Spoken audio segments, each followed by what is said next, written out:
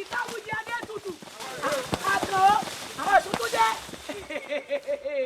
ẹ fẹsẹ̀ kankan ṣe láàárọ̀ ìyá ẹ lè dá ẹ pàdé yín lọ́lẹ̀ ẹ ti jọ ń jẹ àárọ̀ yín tó lónìí ìyókù tó dọ̀sán nù ebi ni ń kọ́ wèrè yín lọ́gbọ́n ẹ̀yin kíní rádaràda gbogbo wọn wọ̀nyí ẹ̀yin ọkùnrin dà ẹ wo lóko òsàlẹ̀ odò oko àgbàdo tí ń bẹ ń bẹ kẹ́ẹ̀rọ gbogbo ẹ̀kọ́ mọ́ fẹ́ ẹgbẹ́ láyé mi. a ti gbọ́. ẹ ti gbọ́ ẹ wá ń wò mí ẹ̀yin obìnrin kọ́ mo ti ń wò yín lóko òdì ọmọ báyìí gbogbo di ẹ̀yìn tí ń bẹ lóko onílẹ̀ ẹ̀ ṣì tán ń gbọ́dọ̀ rírẹ́ inú oko ń bó di ẹ̀yìn ẹyọ kan sólẹ̀ ọ̀rọ̀ mi yé ó yé yín.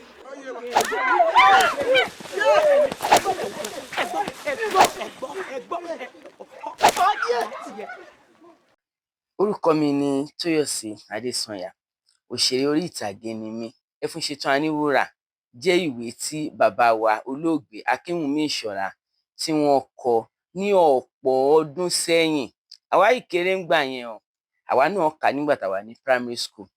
Kódà a tún kà ní secondary school. À ń kà kì í ṣe ìwé tí èèyàn ò gbọdọ̀ máa kà. Bàbá wa olóògbé Ìṣọ̀lá Ògúnṣọlá, Dr. Aishu Pepe àti àwọn gúrùpù wọn ni wọ́n máa ń gbé stage performance ẹ̀ káàkiri.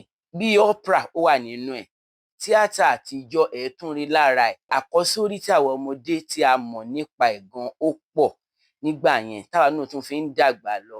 Àmọ́ nígbà tí ó di ọdún 2004 wọ́n ní wọ́n fẹ́ ṣe ìwé yìí sí sinimá. Wọ́n pe audition. Ara àwọn tí ó wá fún audition yẹn ni mo wà. Gbogbo wa believe nínú audition. Mo sì lérí wípé ara ẹni tó máa ṣe àṣeyege ni mo wà. Nítorí pé mo ti ṣe audition kan rí ní ọdún 1995, ìyẹn fíìmù Owó Blow. Àmọ́ èmi ò win audition character tí wọ́n pè mí fún un. Àgbà ni mo ti ń sọ fúnra mi pé kí ni mo fi ṣe mistake mo discover. So nígbà tí wọ́n wá pè mí fún audition Ẹfúnṣetán Aníwúrà ní 2004, mo gbáradì, mo tiraka pé kémi náà kí n tiẹ̀ lè gbégbá orókè. Àwọn bọ̀dá wa kan náà wà níbẹ̀, àwọn bọ̀dá wa Saheed Balógun àtàwọn bọ̀dá wa míì tó pọ̀. Nítorí pé kárátà Adétutù àti Ìtawùyí yẹn àwa náà ti kà, so ó ti jẹ́ àkòsórí fún wa nígbà tá a wà léèwé.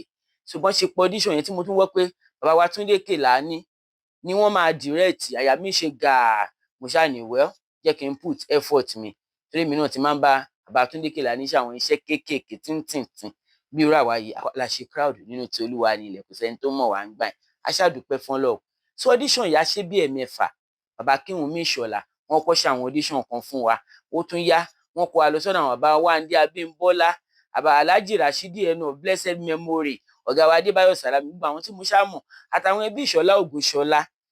A bẹ̀rẹ̀ sí audition yà. A fẹ́ tó wa fún oṣù kan, wá ní ká lọ ká padà wá tún lọ. Wọ́n ṣá yà, wọ́n náà wá tẹ, wọ́n shortlist àwọn tí wọ́n ṣe audition yẹn. Ó kọ àwa bíi 5 kan ńlẹ̀. Wọ́n yẹ tí wọ́n máa tún ṣe audition wá wà bíi 5 tó kù ńlẹ̀ yẹn. So nígbà tí Ọlọ́run wá máa ṣe, wọ́n ṣá sọ wípé èmi o, wọ́n mú mi fún Adétutù. Àwọn fámìlì yẹn náà wọ́n lọ́wọ́ sí. Bọ̀dá Saheed Balógun o, wọ́n mú wọn fún Ìtawùyí, Ọlọ́run lọ́wọ́ sí. Èmi wà ní University of Ibadan ńgbà yẹn, mò ń pursue course kan. Wọ́n ṣàkọ́kọ́ kó wa sí hotel. Ó yá bàbá Akínwùmí Ìṣọ̀lá ṣá wò mí títí. Ẹrú èèmọ̀ nídìí, ẹrú eléyìí nídìí, kí la fẹ́ ṣe báyìí? Àṣà ní yóò dí mi kúrò. Náà bá ní kán ṣàkó wa sí camp yẹn. Bọ̀dá Saheed náà wọ́n ní a ní láti tilt down àwọn skin wa pé ó ní bẹ́rù ṣe gbọ́dọ̀ rí. Kí wọ́n sọ pé ká má pupa òbò, wọ́n fẹ́ naturality. Bí irun wa ṣe máa rí, bá ṣe máa rí, ta ló ní nǹkan tó jẹ́ pé nǹkan artificial lára wa, èmi ò kẹ́ ní. Mi dẹ̀ pé bọ̀dá Saheed náà ní gbà yẹn. Wọ́n wò wá, màmá wa kan àǹtí Bùnmi Ọlátiléwá, àwọn ni wọ́n jẹ́ makeup artist nígbà yẹn pẹ̀lú ẹni tó ṣe agbátẹrù pẹ̀lú wọn, Tinúkẹ́ Ògúngbè. Wọ́n ṣe gbogbo kinní yẹn fún wa. Àwọn ẹbí Ìṣọ̀lá Ògúnṣọlá látòrí ìyàwó Ẹfúnṣetán Aníwúrà, ìyá Lákàrà, ìyá Ayọ̀ní, ìyá Ìjẹ̀wùrọ̀ of blessed memory, màmá wa Àìná, gbogbo wọn gbà wípé kí Tóyọ̀sí àtàwọn ọmọ wọn gbogbo ìgbọ̀nsó náà àwọn agreement kan tó wà láàrin wọn ló tán ṣe ní pé kí ọmọ ẹnì kankan kó má ṣe Adétutù àti Ìtawùyí gẹ́gẹ́ bí ìfẹ́ tí wọ́n fi hàn sára wọn, pé kán tú àwọn characters kan tú ẹ̀ síta. Ọlọ́run sì ṣe. A wà ní camp yẹn, gbogbo wọn tó yẹ kán ṣe pẹ̀lú wa à ń ṣe. Mo kọ́kọ́ rí Tíkè sọ pé Tóyọ̀sí mi nítorí pé ó jọ́ ọmọ mi ò mọ̀ pé mi ò ń ṣe sentiment tí o bá lè ṣe kò ṣe iṣẹ́ yẹn ó dẹ̀ tún máa add sí value ẹ o. Bọ́dà Saheed Balógun tí kì ọkọ ní Saheed tí wọ́n ti ń ṣe audition gbà mí I'm seeing wàhálà stuff in you dáadáa pé máa ṣe dáadáa. Nígbà tó dé ìyá lẹ́yìn bí ọjọ́ méje kan tá ti wà ní camp yẹn tá à ń jẹ wọ́n treat wa tó tẹ̀ tí ń pè mí ládé tutù wọ́n ti pè bọ́dà Saheed níta wò inú wa ti dùn. Nígbà ìjọ tó ń fẹ́ ro kámẹ́rà gangan èrò ti pọ̀ wọ́n dẹ̀ máa ti gbóúnjẹ wo táìmù tá wà ní camp yẹn náà ẹ wò iṣẹ́ máa ń dùn láwọn ògbà yẹn nígbà tó ti ń ṣe sinimá bẹ́ẹ̀ sìn mo sì mọ̀ pé ìrọ̀rùn tún máa bá production nídìí iṣẹ́ wa sí lágbára Ọlọ́run wọ́n bá pè wọ́n sí set gbogbo àánú làwọn àti wọ́n yẹn báyìí bí à ń kàn ṣe báyìí ìyẹn ń ṣe tó kàn ṣe báyìí àwọn ẹrú mi wọ̀nyí dá Ìtàwùyí wọn bọ̀dà Saheed náà kọ́ pé tán ṣe kó ẹgbà bọ̀ bọ̀dà Saheed báyìí tí sì yẹn parí bọ̀dà Saheed kọ́ dúpẹ́ ìgbà yẹn agility perseverance pé mo ṣàfẹ́ kán kí n ṣeṣẹ́ yìí passion ta ní fúnṣẹ́ yẹn ọkàn bọ̀dà Saheed ọkọ̀ balẹ̀ ó wá ku èmi day 2 ni wọ́n tó ya sí mi ní day 2 ni production yẹn o sí tí mo ti ń kà sórí gbogbo ẹ̀yin tẹ́ mọ̀ ìtàn Ẹfúnṣetán Aníwúrà ṣé wọn pé bí kan tó máa sọ wípé Àwẹ̀ró á sọ fún Adétutù wípé dákun bá mi gbé Adétutù á sọ fún Àwẹ̀ró pé dákun bá mi gbómi ọ̀dọ̀ rẹ̀ hàn àtàyílé pọ̀ ó ṣòro ó lọ láì tí mo ti kà jẹ́ pé òun náà tún fi ń ṣe audition fún wa ìró pé bí wọ́n ṣe pé action fún mi báyìí ó bá fò lọ lágbárí mi ní ìbá lè sọ mọ́ mo ṣáà ń sọ kátàkátà bí tí kì í ṣe níbi kan pa kámẹ́rà kan tẹ̀sí dúró náà pé kí n lọ relax ara mi ìyá tó ti máa ń ṣerú yẹn tẹ́lẹ̀tẹ́lẹ̀ màmá wa Àyọ̀ní Ògúnṣọlá màmá yẹn bá wa bá mo bá face mi Tóyọ̀sí ó lè ṣe ó sì mọ̀ ṣe ní lágbára Ọlọ́run ó yà lanu rẹ bí mo ṣe lanu báyìí wọn kàn ní pé máa ṣe èmi ni mo ní irú àwọn náà wà padà ṣe Àwẹ̀ró wọn ṣe pé kámẹ́rà wọn ṣe sọ pé kí n máa ṣe dákun bá mi gbómi ọ̀dọ̀ rẹ̀ hàn Àwẹ̀ró àtàyílé pọ̀ ó ṣòro lọ mo ṣáṣe inú everybody dùn orin kan wà ń bẹ̀ ó pẹ̀lú nǹkan tí mo fi win audition yẹn o kì í ṣe pé mi ni mo perfect ju o mo ṣá kọ orin yẹn inú wọn tẹ mú wá lóbi kankan wọ́n ti sọ ọwọ́ mi mọ́bì kan fi ibi tí Ẹfúnṣetán Aníwúrà ti discover yìí pé mo lóyún fún Ìtàwùyí yẹn character Adétutù orin yẹn lọ báyìí. yéé kí wà bí kí lẹ ti wí ìyá o ìyá o ẹyẹ jọ̀wọ́ o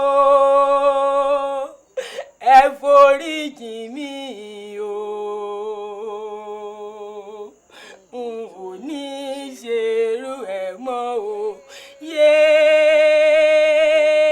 ikú oró ikú oró ikú ìyà ikú ẹ̀sìn ikú abẹ́ni lórí mo mà rí bí ní tèmi náà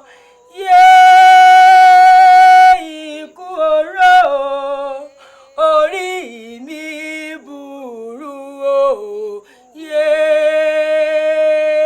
ikú oró ikú oró ikú ìyà ikú ẹ̀sìn ikú abẹ́ni lórí. wá ní character kan tí mo like jù ń bẹ̀ character ibi tí Ìtàwùyí tí wọ́n ti wá bá mi tán kọ́ fi ń spin mi wọ́n ń toast mi ń gbà yẹn bí a ṣe bẹ̀rẹ̀ ìfẹ́ wa nìyẹn tó fi di wípé Ìtàwùyí fún Adétutù ní oyún iṣẹ́ yìí iṣẹ́ ńlá ni bọ̀dà Saheed Balógun ẹ̀gbọ́n mi ni wọ́n ọ̀gá mi ni wọ́n tí mo pa àwọn náà ti ní experience tipẹ́tipẹ́ bí mo ṣe sọ àjọṣepọ̀ tó dán mọ́rán ó wà láàrin wa gẹ́gẹ́ bí ẹ̀gbọ́n àti àbúrò a ṣe iṣẹ́ yẹn ó jẹ́ iṣẹ́ tó làmìlaka so gbogbo bí a ṣe ṣe iṣẹ́ yẹn mẹ́mórì ẹ̀ ó sì wà lórí wa tó tún wá jẹ́ Túnlékè Láàní àtàwọn Sàngbé wọn ni wọ́n ya iṣẹ́ yìí tẹ́ bá sì wo quality yẹn ẹ máa rò pé bí àná ni wọ́n yà inú mi dùn láti kópa nínú Ẹfúnṣetán Aníwúrà mo sì tún ti ṣe iṣẹ́ alálùbáríkà pẹ̀lú Túnlékè Láàní lẹ́yìn náà mo dẹ̀ ti kópa nínú àwọn sinimá lóríṣiríṣi mo ṣe nínú iṣẹ́ Fẹ́mi Adébáyọ̀ mo wà nínú Agẹṣinkólé mo wà nínú 7 Doors iṣẹ́ Tóyìn Abraham Ìyálóde bẹ́ẹ̀ náà ni fíìmù Aisha wà tó jẹ́ sinimá mo máa ń wà nínú fíìmù Wùmí Toríọlá iṣẹ́ ti ara wa tó ń fẹ́ lọ sí sinimá mò ń ṣe àkójọpọ̀ iṣẹ́ kan pẹ̀lú ọmọ bàbá wa olóògbé Ajíbọ́lá Ọyìn Adéjọbí tó jẹ́ sinimá ńlá. Wọ́n kọ́ tẹ̀ ti ṣèkan bíi fíìmù Kóòtù Àṣepa. Wọ́n tún wá sọ pé wọ́n tún ti fẹ́ ṣe èmi ìbáyìí tó jẹ́ tara wọn tí wọ́n fi ní jẹ́ kí orúkọ bàbá yẹn kó parun. So inú mi dùn láti grant interview yìí, inú mi dùn láti mọ bàbá wa Túndé Kèlání. Thanks always sir, ẹ ṣé gan sir.